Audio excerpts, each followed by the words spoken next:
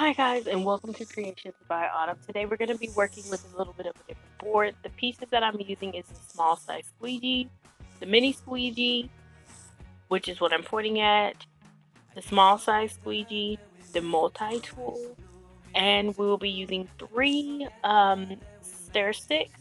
The first paste we'll use is the candy apple, a red color.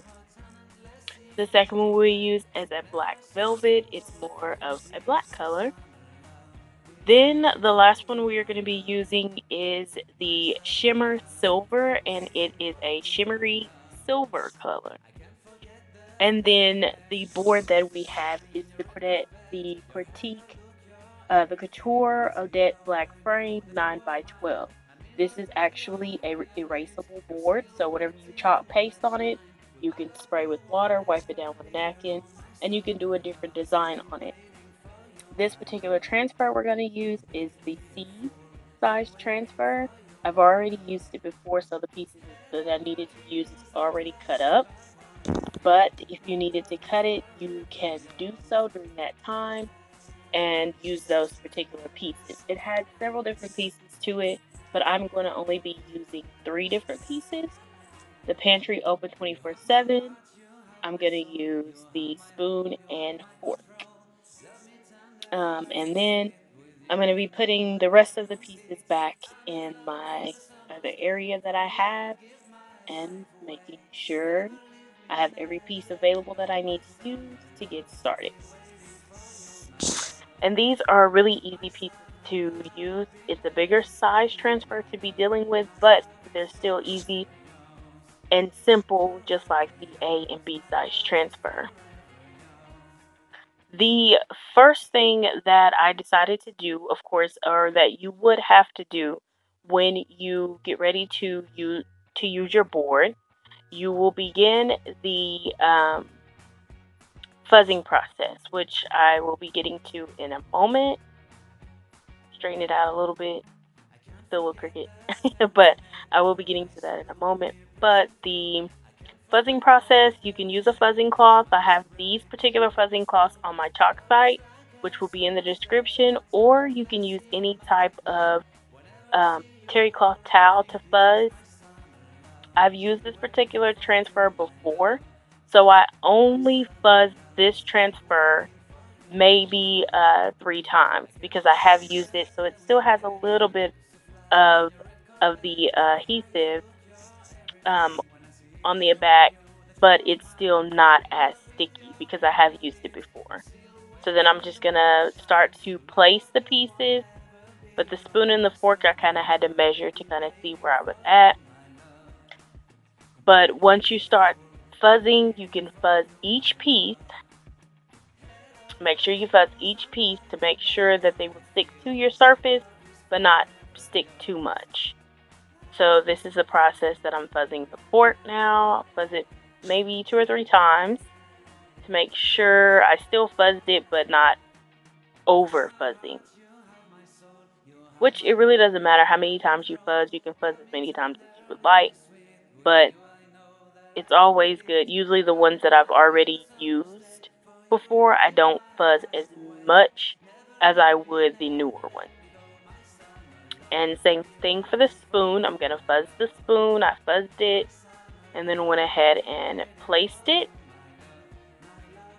Just fuzzed 2 or 3 times because I've used all 3 of these particular pieces. And then your backers, the ones that I'm showing, you can just set to the side for right now. So now that you have everything smoothed out, you can start to get your pastes ready. The first one that I got ready, this is the Shimmer Silver. You want it to not be chunky. You want a yogurt or sour cream consistency. So I'm making sure I don't have any chunks left over, and it's all like a good consistency, not too watery, but really good. Then I just stick my stair stick in it and put it to the side. And then I'm going to do the next one, which is the black velvet.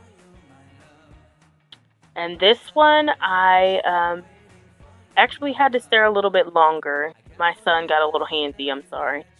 He wanted to play with the red paint. But this one is the black velvet. I had to stir it a little bit more and add a little bit of water to it because it was a little bit more chunky than what it usually was. So I just added a little bit of water and got it to that good consistency to make sure it was yogurt or sour cream consistency. Something I will always tell you guys throughout my video. But this one took a little bit this time, and it usually doesn't. So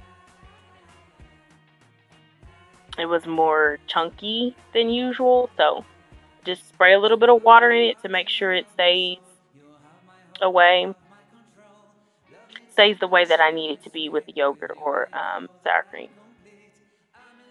Then I'm working with the Candy Apple Red. This one usually is really, really good with or without water. So I usually just stir it a couple times and just it's ready to use. So that particular brand, kind does really, really good. My son's little hands in the corner. But the next thing that I'm going to do is I'm going to start out with the black velvet on the spoon and just give it a nice coat across the mesh part. When I say mesh is what you see the back of the board going through the transfer, basically. It's the pantry open 24/7, that part, the white part going through the transfer is the mesh. It's more like a mesh material. Then any of the excess I had from my small squeegee that I'm using, I just put towards the fork because I had a different color, so I wasn't using a different color, so I went ahead and used it. Then I got more of the excess off of the spoon and just placed it right onto the fork. Kind of distributing a little bit more than having to get it out of my jar. Just keep getting all of the excess off until you have a nice little layer across. And then I just went ahead and started on the fork. Now you do not, if you decide to do this, you do not need to take too long on your second item, because the first transfer that you already put paste on, you do not want it to become dry onto your transfer. So you got to be a little bit quicker. Now I'm going to just peel to reveal, which is a cute little thing. Peel to reveal, see what you get, and you get the lovely black spoon. It is super cute because it has a lot of detail. A lot of that white space you see is just more of the detail created in the transfer, which is super cute. And then I'm going to peel and reveal the fork, and it also has a lot of detail too. It's more of a modern, rustic looking fork and a spoon, so it's really cute. And I'm pretty sure, I bet it'd be also cute in our paste of the brown color. Be super cute in that color too. Or even silver, like a regular spoon. But I decided to change it up this time. So now I'm going to just clean off my small squeegee because I needed to use that one because it was a little bit bigger for my pantry area. So I'm going to go ahead and clean off the small size squeegee for you guys to kind of be able to get a little bit more detail over the pantry. Like I said, this particular board that I'm using is the Couture Boutique Board Odette Black Frame. It's 9x12 and it's a washable board. You can use the surface for a Chalkology paste, remove dry paste with a board eraser and water, or if you do not have any of our board erasers, you can use water and napkin, wipe it off, and start a new project for it. Now I'm going to get to the pasting. Okay, now we're using the Candy Apple, and this is the red color. I just went all across the pantry. You do a nice layer across, not too hard. You don't have to go hard at all. Just a nice little layer across the top, and it does really, really well. The only thing about it is you have to make sure you cover every bit of the white, and you should be good. You should be good. So it doesn't require too much of, like, too much elbow grease, I guess you could say. It doesn't require that much of that. Now I'm going to wipe off the excess into my jar. Since I wasn't doing anything else in red, I just wiped off the excess off my small squeegee into my jar. And I did the same for the pantry. Just wipe off the excess with the small squeegee.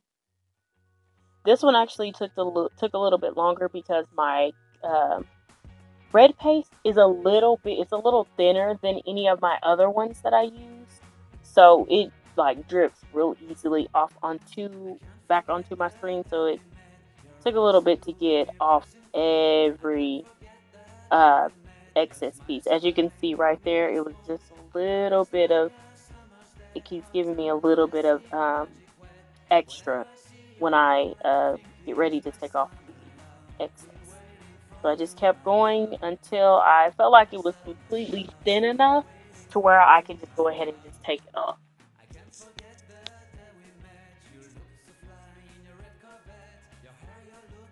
And just one more time across. And you can go across as many times as you need to make sure that your excess is all off. Just take your excess off and just put it right back into your jar off of the squeegee. Then I went ahead and cleaned the squeegee again once more, or I laid it to the side because I'm going to go ahead and use the small size, the mini squeegees that we have. These come in a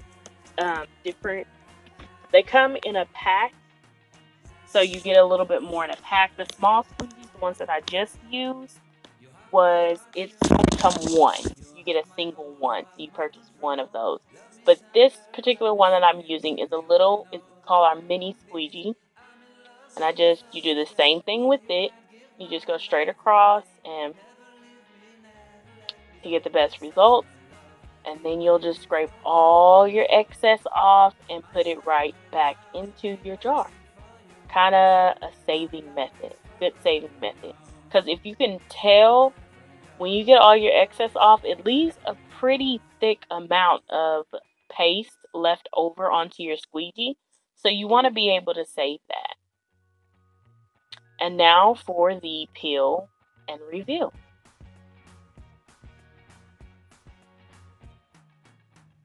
So you just peel back nicely so that you can get the best results. You don't want to rip it off. You peel from top to bottom, never corner to corner. Top to bottom or side to side is perfectly fine. And that is the results. Pantry open 24/7. You can do it in many different colors as you would like. There's no particular way. But I just chose to throw in the red because it is so bright. Now I'm going to show you how I store my pastes. So I clean off each of the mini stair sticks. Those are what I'm using. And then I get off every edge. I go around the paste one time, get them off the edge, and then I spray my paste with a few sprays to get a little bit of water in there for my next time use so it won't get too thick and mold. And then I put the top on there very, very tightly to make sure that it won't get any air inside to cause it to maybe mold or anything like that. So I just clean off the corners, clean off the whole entire jar around it to make sure it's no chunky pieces left over. Spray a couple times and then I close it tightly.